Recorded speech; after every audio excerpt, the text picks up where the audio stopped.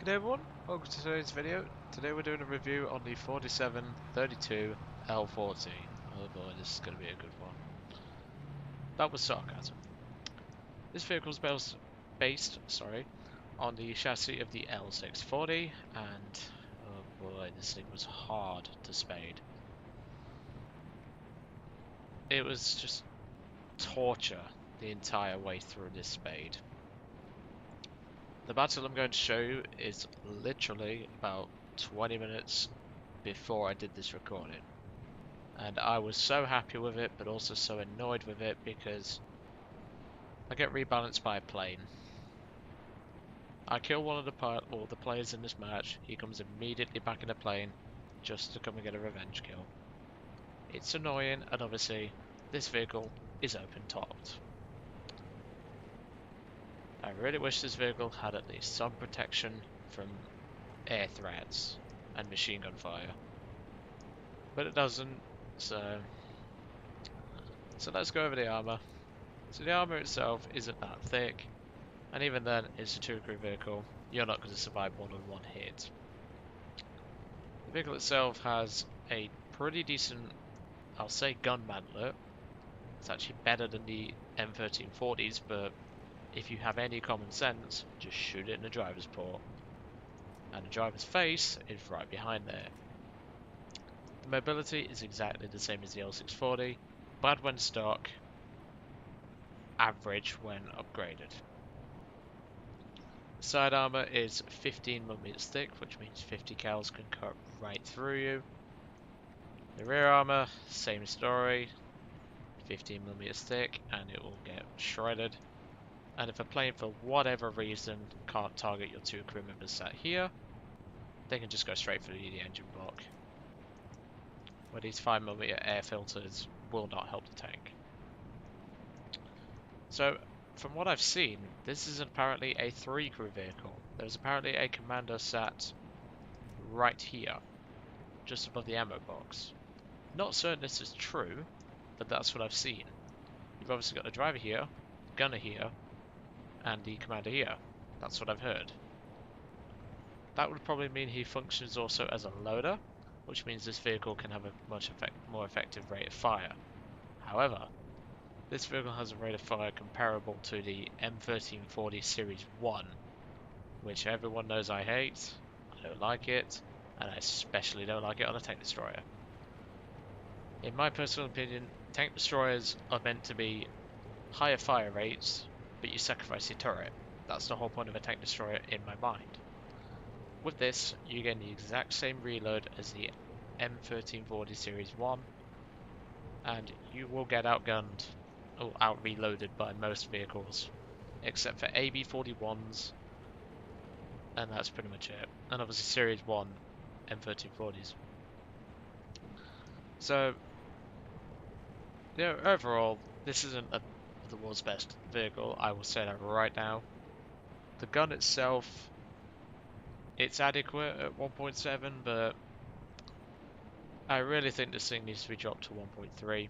It would be a good backup for the M1139 and the L640. This would be a perfect tank destroyer for that battle rating region.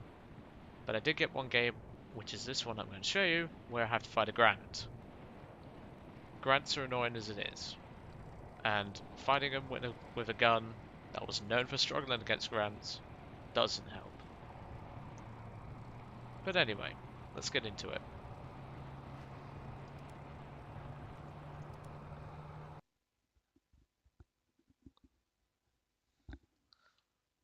So this match took place, as I mentioned, about 20 minutes before this recording. And I was so happy that I could get this vehicle done. It was horrible. It was just one of those vehicles where I'm just happy for it to be done. I couldn't care less. I will not be getting the usual camouflages done for it. I couldn't care less about this vehicle. I'm just gonna let it spaded. So today we're on an abandoned factory, and straight away I get pit maneuvered. Good start. And I get pit maneuvered again. Not only are German teams bad at flying, they're also bad at driving, it would seem. So I decided to go to one of my favourite spots, and naturally there is a seal clubbing team, or squad, on the enemy team with stewards. Don't worry, I get to kill a couple of them, but even so. So I typically carry 35 shells in this thing.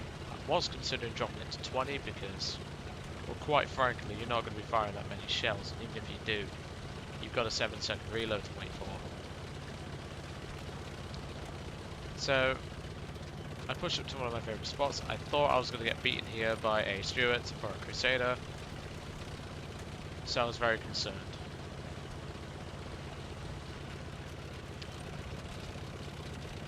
At that point, there was actually a Crusader there. He did spot me, but unfortunately he could not get a shot off. Well, unfortunately at least.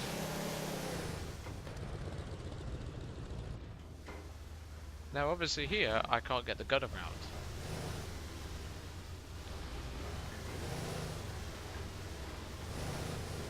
Bit of a graphical glitch there.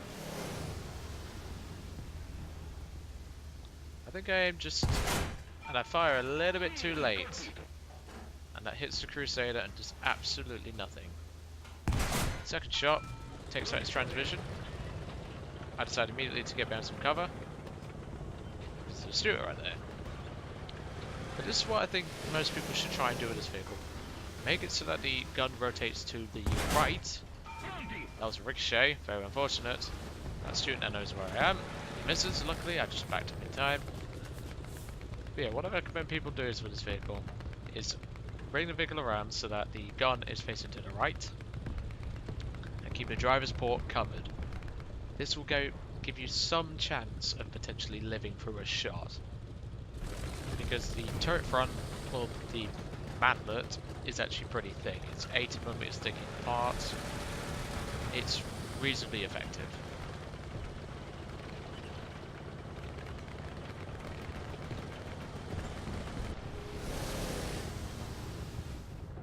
So at this point, as you would imagine, the seal clubbers are here.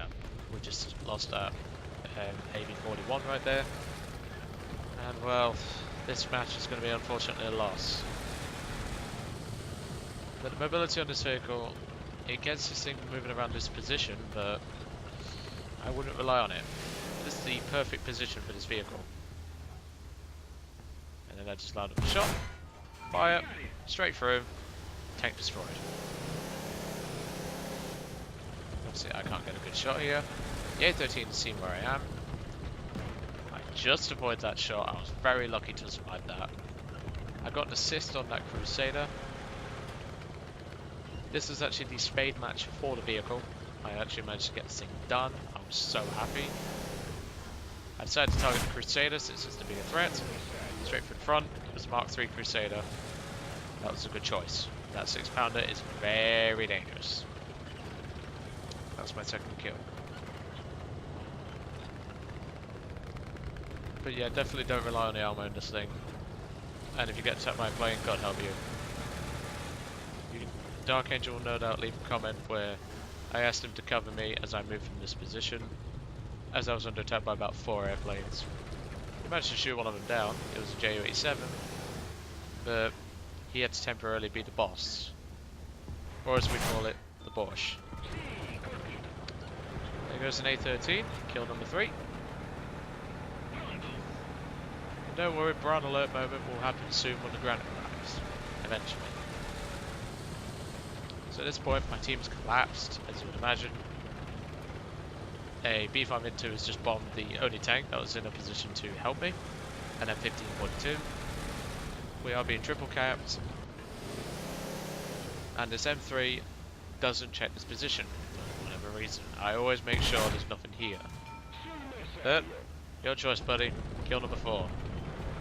I was already well happy with this match. This originally beat my record with just 3 kills. Even that was hard to achieve.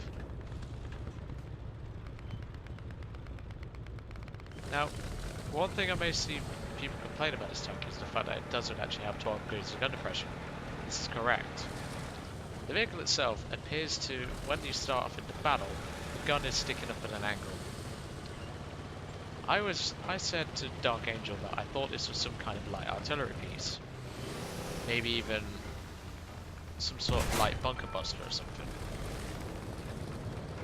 The reason why I think that is because it's pretty unusual for a tank destroyer to have its gun stuck up like that when it claims to have negative 12 degrees of gun depression. It's very strange, but I don't know anything about this vehicle. All I know is it's based off the chassis of the L40, which, I mean, it's not the world's best chassis, but... And right around that corner is the Grant. And oh boy, brown alert moment is about to begin. Because that Grant will charge me in a couple of minutes.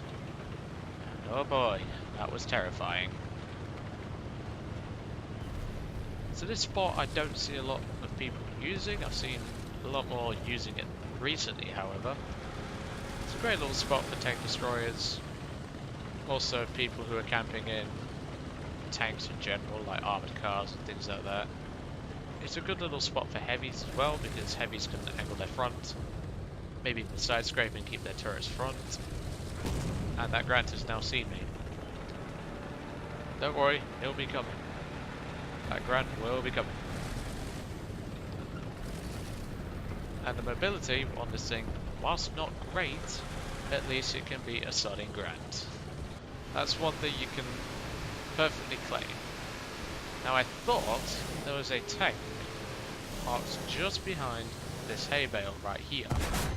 There wasn't. If you can see on the replay, there wasn't. I was just being a muppet. But here comes the guy who is going to come and get a revenge kill, which everyone knows I hate, on me. And it's not the Grant. It is not the Grant.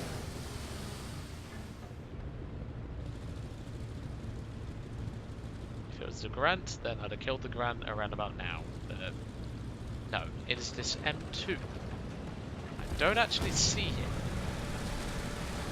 for a few moments. I pulled back because the Grant fired at me. But seriously, if you really don't give a toss about tank destroyers in the Italian line, and you just want to go up to like the M36B1 and things like that, skip this thing. You're not missing much. So it would appear that the Grant has dropped a smoke shell. At least what I think he has. And obviously, I can't see through the smoke. I don't want to fire a shot. But the Grant is behind cover to the left. The replay shows the smoke clearing just a fraction of a second too early. Sorry, too late. I take out the M2. He's the guy who's going to be coming for the revenge kill. The Grant grows a pair and starts pushing me. He should have done this earlier because the 47 on this thing struggles against Grants. And I was screaming at my teammate down here in the stern panzer to give me some backup, because I knew for a fact from a historical standpoint that this gun did struggle to kill Grants, or to knock them out. It really did struggle. And now we begin the old ring-a-ring-a-rosy.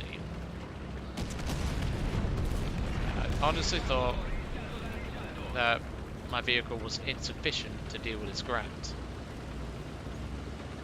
And I honestly thought I was going to get shot on the right hand side, which would have been, I'd have been happy with this match anyway with an ace, but don't worry, we're getting this Grant. The Grant, for whatever reason, doesn't know how to check his 6, so I swing the 47 around. I wait just a fraction of a second too late, but I take out the top turret's gunner. I start getting shot at by a plane. You can guess who it is. It's X-Sniper, or whatever his name is. I don't know. It's a stupid name, but put another 47 in, another 47 shell in, and that's the Grant gone. And of course, that P-36 pilot is so angry with the fact that I killed his precious pixel tank, he has to come screaming back for a revenge kill. Here he comes, Creepy or something like that. I didn't really read the name. Creepy Creep, that's it. He's traced my old position for some reason. But sadly, I do not survive this match because of this guy. He was that angry that I killed his precious pixel tank. He just comes screaming back. I'd have personally done it in something like a tank destroyer or an F-13, but there we go. That's the end of me, and the end of this this replay in a way. So overall, avoid this tank. Personally, this is just my personal preference. You're better off using the M1441. It's actually got a turret, and it's actually got the same gun, and it's got some pretty trollish armor on the turret, similar to this thing. The M1441 also has good mobility, not going up hills. That will come soon. And well, avoid this tank. Just if you need a 1.7 tank with this gun, just get the M1441. Anyway, that's it for today, and I'll catch you on the next one.